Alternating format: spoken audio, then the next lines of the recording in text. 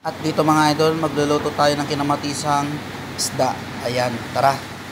So, yun, good morning po sa lahat. Magluluto na naman tayong araw na to ng kinamatisang isda mga idol. Kinamatisang isda naman. Dito sinalang ko na yung ating tubig at sinabay ko na yung kamatis na ating pampalasa. At lalagyan na rin natin ng sibuyas. Ayan. Dito sa right side ay left side mga lodi. Naglalaba nga pala yung nanay ko mga idol. Ayan o. Dami niyang labahin. Kumukulo-kulo na mga idol. Lalagyan natin ng luya. Ayan. Nilagyan na rin natin ng luya mga idol. Para pampawala ng lansa. Para mawala yung lansa niya. Ito ay pinagsasaing ko na nga si misis ko mga lodi. Kasi manananghali na kami. Ayan. Pawala na. Pawala na yung kanin. Ayan o. Paubos na, kaya kailangan magsaing ulit ng bago. Magpapa-extra rice na naman tayo mamaya. Sa kinamatisang isda natin mga idol, lalagyan natin ng dahon ng kamuti. Ayan o. At mayroon tayong siling haba, radish, at saka yung dahon ng sibuyas. Ano ba yan? Onion leeks. Ayan mga idol, sorry. Nabubulot-otal ng inyong lingkod. Ayan, kumukulo-kulo na ang ating sabaw. Lalagay na natin yung isda natin mga idol. Uy, tumatalsik. Iayos natin yung kanilang, yan, pailalim natin para maluto ng gusto yung isda. Ilalagay na natin yung dahon ng leeks. Ayan o. Onion leeks.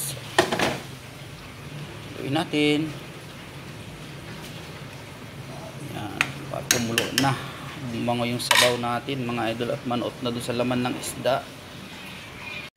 At dahil may allergy sa patis mga idol, asin na lang ang ilalagay nating pampaalat, bahagya lang. Dahil yung mga kasama natin ay ayaw ng maalat. Ayan. Check natin. Ayan. At ilalagay na rin natin yung radish. Ayan, lalagay na natin siling haba natin. Kumulo na mga lodi. Ayan, siling haba. Ayan, ang bango-bango mga idol. Ilalagay na rin natin yung dahon ng kamuti.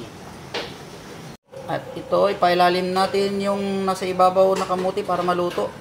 Ayan, sa mga gusto ng masustansyang luto mga idol, eto kinamatisang isda ang suggest ko sa inyo. Ayan o, sarap nito, ang bango. Sarap humigop ng sabaw mga idol. So ayan mga idol, titikman na natin yung ating sabaw kung tama ba yung lasa.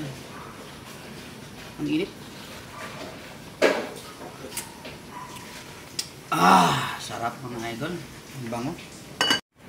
At ayun na mga lodi, luto na yung ating kinamatisan. So ayan, papatayin na natin. At hihintayin natin yung mga kasama natin. Kakain na tayo mga idol. At ayun mga idol, kakain na tayo.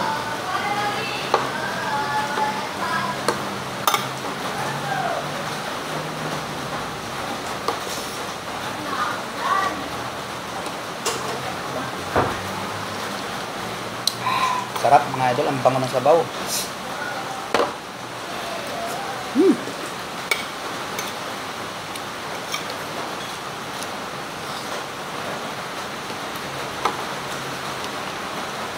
Isda natin mga idol.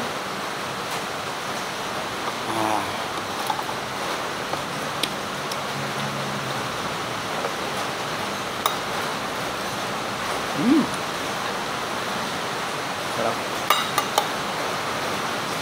Kaya mga idol,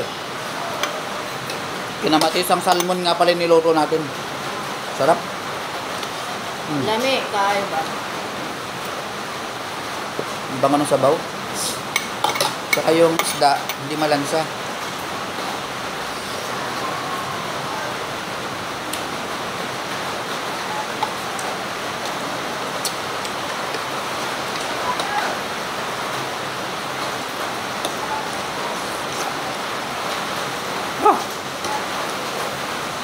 Ang init ng sabaw mga idol. Sarap. Ayan, kain na rin kayo. Kain na rin kayo mga idol. Ayun, nabuutal na naman ako. So ayan, hanggang dito na lang muli. Maraming salamat po sa inyong lahat. Bye-bye.